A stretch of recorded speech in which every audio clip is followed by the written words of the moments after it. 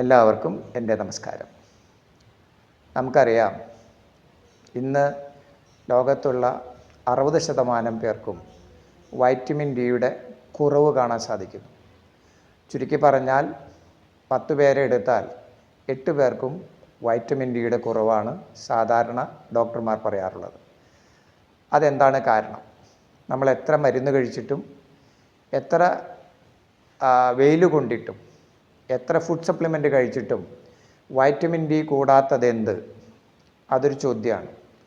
അതിന് കാരണം കിഡ്നിയിലും കരളിലും മഗ്നീഷ്യം എന്ന് പറയുന്ന ആ ഒരു എലമെൻറ്റ്, മൂലകം, അത് വർക്ക് ചെയ്യുമ്പോഴാണ് ഈ വൈറ്റമിൻ ഡിയെ ആക്ടിവേറ്റ് ആക്കുന്ന തരത്തിലേക്ക് മാറുന്നത്.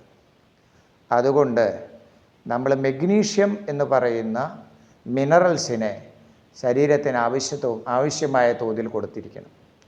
സാധാരണയായിട്ട് pumpkin seed, chia seed, avocado, that is butter pear അല്ലെങ്കിൽ വെണ്ണപ്പഴം എന്ന് പറയും. അതുപോലെ നമ്മുടെ ചീരയില, മുരിങ്ങയില, അതുപോലെ ഫിഷ് തുടങ്ങിയവയിൽ ധാരാളം മഗ്നീഷ്യം അടങ്ങിയിട്ടുണ്ട്. അപ്പോൾ വളരെ വ്യക്തമായി നിങ്ങളത് മനസ്സിലാക്കണം.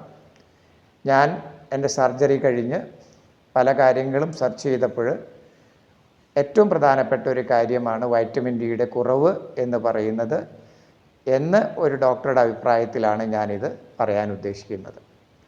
അതുകൊണ്ട് മഗ്നീഷ്യം എന്നുള്ള എലമെൻറ്റ്, മിനറൽസ്, ധാതു, അതാണ് ശരിക്ക് വൈറ്റമിൻ ഡിയെ ആക്ടിവേറ്റ് ചെയ്യുന്നത്. അങ്ങനെ ശരീരത്തിന് ആവശ്യമായിട്ടുള്ള വൈറ്റമിൻ ഡിയുടെ കുറവ് നികത്തുന്നത്.